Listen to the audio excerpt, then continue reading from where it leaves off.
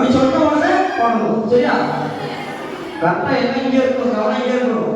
சொன்ன உடனே ஆரம்பிச்சிடும். சரியா? 1 2 3 ஸ்டார்ட்.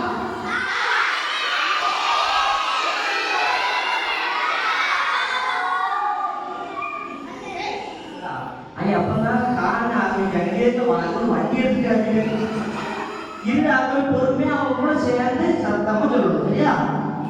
எல்லாம் ஒண்ணு போல கடைசி வீடியோ போட்டீங்களா? அண்ணா ரெடியா இருக்காப்ல கரெக்டா போடணும். சரியா? 1 2 3 ஸ்டார்ட்.